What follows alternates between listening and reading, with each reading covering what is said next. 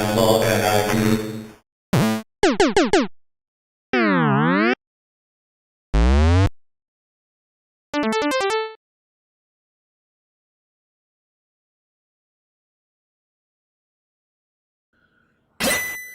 Gogan speaks.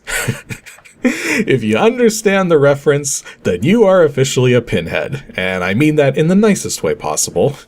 So right here we have the legendary axe, and our hero in the corner there is Gogan, and we're going to basically be, well, it's showing the demo mode right now, walking around wielding an axe. Apparently it's legendary, and apparently it has the name Sting, at least according to the manual.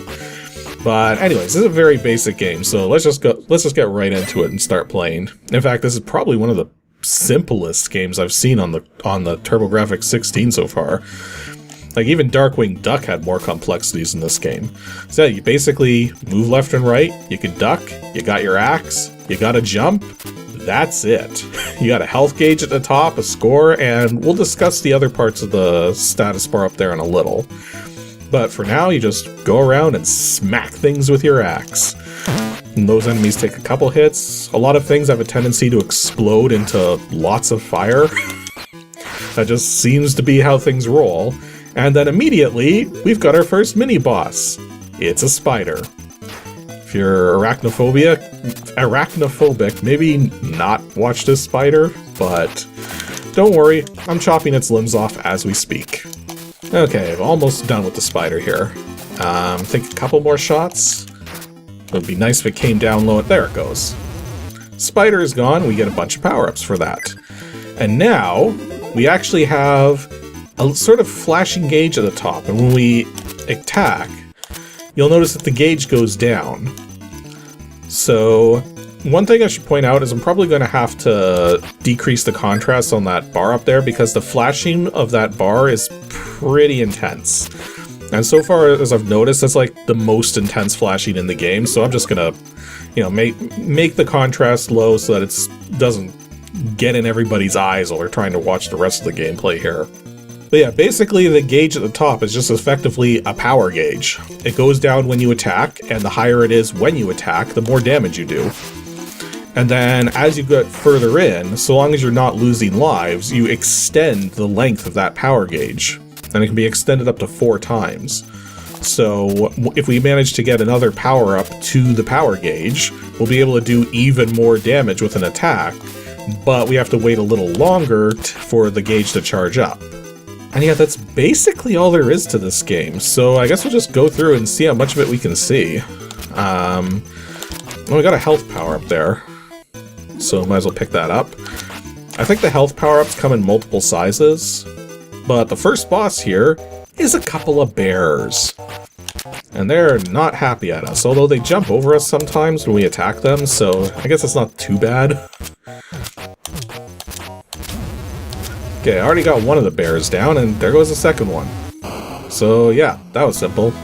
Screen has a nice blue glow, get some music, and move on to the next zone. You clear first zone.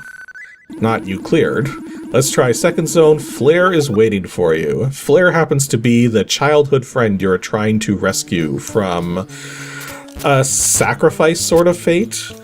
Like, I read through this story. Basically, you're part of this village that was constantly sacrificing people to, like, not anger some kind of evil being or something. Okay, we got our power bar extended further now, so now we can do even more damage if the power bar is at maximum when we attack. And you can also kind of tell how much damage you're doing because there's different effects that occur from the strike, depending on how powerful of an attack you had at that moment. And it looks like this game has potaboos. I mean, they're probably not actually called that, but... And then sometimes it is better to just get the fast attacks going, because then it prevents an enemy from being able to attack, right? So with these particular enemies here, fast attacks tend to be better for them. Okay, I got a little bit of a health refill there. Okay, I got a couple of them now. You can knock out some of the enemy shots from the air, but I'm not entirely certain like what the conditions are for it, because sometimes I don't seem to get it to work. It might be related to the power bar up top, or maybe there's just very particular accuracy involved. Okay, now we got a swinging rope, so let's jump onto that, ride it across. And what we got next? We're getting close to the end of the zone. Oh, we got a giant rock. Okay, I managed to destroy it. I got an extra life. That's nice. More health power-ups. Oh, and now we've got another giant rock, which... Oh, I see what's going on here. You have to actually jump onto the rope to avoid the rock. I guess that makes sense. We'll try to hit it with as many power attacks as we can. The trouble with doing the attacks with the axe is it is a pretty short-range weapon. I'm not entirely certain like what the range, how the range works on it yet. Yeah, and this rock is actually being part of a problem. Why can't I hit this thing? Why can't I hit the rock? Anyways, now you're gonna see that when you lose a life, you actually simply go down one stage in power. Although it put us right next to another power thing, so we're gonna have both stages of it for this fight anyways. You know what, I'm just gonna skip- oh no wait, the rock's coming back at me. I have to destroy this rock. I mean, that wasn't too hard, but I still missed it a couple times. Okay, I've managed to get it a couple times now, so it's probably low on health, maybe? Well, I'm kind of low on health too. Okay, let's try to avoid picking up this particular health power-up until I need it. So let's get some more strikes on this rock. Okay, I could use the health power-up now. One more strike is probably enough. Like, one of the problems that happens in this game is if you attack, your power bar immediately goes down whether you get the strike off or not, because there's a delay between hitting the button and your weapon actually hitting completely in front of you. So if you get hit in that interim, that brief window there where you don't have your attack forward, you take damage and your power bar still goes back down to nothing. Okay, well let's see how well we can do on this stage here. Looks like we got some eagles to deal with. Had some other things flying around. Is that a bottomless pit? I don't think so. But I'm not going to test it. Actually, I can move through... Well, that's weird. Is there something about... Okay. Because I was about to say, why is it letting me move through the landscape? Okay, I'm a little leery about going down there, so... Let's not go down that much further. And what we got here? We got some kind of rock golem. That wasn't too bad. Health power-up I didn't need. Okay, so we got a couple of ways we can go here. I guess we could take the bottom path or the upper path. There's a power-up on the upper path, though. Would be nice to get that in case it's, like, more power for the power gauge to get even stronger strikes going. Okay, what is this thing? Oh, it's the attack speed up. Now, I don't know if the attack speed thing carries over between stages or between lives or whatever, but it's nice to have all the same. Okay, gonna stay up on these high platforms because I don't know what's below me. And there is knockback, so we do have to be a little... I swear I hit the jump button. Okay, well, now we get to see the game over screen. Looks like we get 3 continues. Okay. That kind of goes with the theme. Oh yeah, you only get one... Yeah, that's what I thought. For some reason, you only start with 1 extra life. It's very uncommon for a game like this. You would think you would start with 2 extra lives, or 3 lives total, as it were. But nope, this game, 2 lives. But that's still kind of weird for a TurboGrafx-16 game, where we've seen so far that oftentimes you don't get extra lives, period. It's just you die, and now it's just continue or not, and then instead you get tons of continues. Actually, I wonder, can we go through... No, we can't go through those parts. Okay, so... Yeah, I'm not going to risk it. I was wanting to explore some things. I mean, I do technically have the rewind, but let's not abuse that if we don't have to. Would be nice to see what the effect is when you have even more power, but you have to find another one of those power stones first. I call them power stones. I don't actually remember what the manual calls them. I did look through the manual. The manual is incredibly basic because, again, this is an incredibly basic game. Okay, managing to survive properly now. There's a lot of platforms here that I gotta be careful of. Fortunately, these eagles are not too hard to deal with if you've got the power going. I imagine they're probably more annoying if you don't have your power gauge filled up. Now, given the fact that you lose power gauge segments when you die, it almost seems to suggest that it's probably easier to... It's kind of like what happens with, like, a lot of 2D shooters, in that if you're powered up, the game gets easier, but then if you start dying and start losing those powers, the game gets harder because you don't have... Oh wow, these guys can attack both low and high. Okay, that's tricky. Okay, hopefully we get a health power-up soon. Well, I mean, fortunately those enemies weren't doing a lot of damage. Oh, I can knock their axes out of the air. But again, I probably have to do it at, like, precise timing or have the right amount of power going. Or no, wait, I didn't have the right amount of power going there. It really is just timing. Yeah, it really is just timing. Okay. Okay, there's a lot of these guys, and they are really tough to deal with. But I got through them. Hopefully we've got a health power-up coming up, because they really burned through my health there. Okay, we had a couple of routes to take here. Let's check the upper path, because there was nothing on the lower path. Upper path is another one of those goblins. A couple of them. I got a rope to swing across. Oh, we gotta do a double rope. Okay, that wasn't so bad. Oh, and now we got another one of these bears. Hopefully it won't be too bad. We got yeah, that wasn't too bad. Oh, well now we got another one. Okay. I took a hit. I took another hit. Darn it. Maybe this time we'll be able to get through these things a bit better. These particular goblins, because they can throw either low or high, it seems to make more sense to assume that they're going to go low, because then you can duck, and then their upper shots will always miss if you're ducking, and you can immediately try to attack a low shot, and if they don't throw a low shot, then you don't get hit, period. Okay, doing my best to deal with these things. You know what? I did get through there much better than last time. So the ducking strategy did indeed work.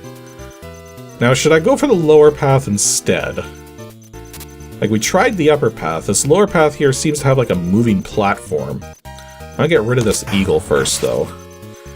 Okay, let's try the moving platform. Okay, that wasn't too bad. We do get a power-up, and it's the attack speed power-up. I really should pay attention to see if that actually affects, like, the bar up top or not. Like, we got another one. Well, that's weird. Watch what happens when I attack. The power bar goes up faster at first, but then slower following. Interesting. It's like two different speeds. And I know I've got it darkened out for the video because of the flashing effect, but... Oh, wait, this is a dead end. So... I was not expecting that. We've played so many TurboGrafx 16 games now, where... Well, okay, we haven't played so many, but most of the ones we've played that are platformers, they only let you go forwards, and if you try to go back, it lets you go back a little, but not a lot. This one looks like it has proper two-directional goings on, except it doesn't give you a lot of camera space going back the other way. So jumping on this moving platform is going to be interesting. But I managed it. So it looks like the upper path is the path we have to take. We just got extra power-ups going to the lower path first. Okay, that wasn't too bad. It's actually pretty easy to grab those ropes, thankfully. Actually, here's a trick. I'm going to attack when it gets close. Oh no, he's... Oh, I almost got him off the edge. That would have been handy. Then I wouldn't have to deal with it anymore. Oh right, there's a second one. Okay, this one we'll have to deal with appropriately. And then we got one of these rock golem things. Give it one attack, give it another. And, ooh, that's a big health refill. I think the big health refill is not like... I don't think it's full health, I think it's like most of your health. Oh, game took control there. And we're going to 3B. Okay, that makes sense. you won't have the boss until the actual end of the zone. One thing I have noticed too is that when you kill an enemy, it stays dead. Like, enemies don't respawn in this game. Although, I say that for the main enemies. We've had all of those, like, bats and stuff going over to heads, so maybe those respawn. But the main enemies don't seem to respawn. Okay, we got some vines to go across. Or ropes or whatever. That wasn't too bad. I'm kind of surprised we've gone through this much gameplay and we still haven't seen the next level of power on the power gauge up top. Like, so far it's been limited to just halfway up that gauge. Okay, what is going on here? Are these gonna... Whoops.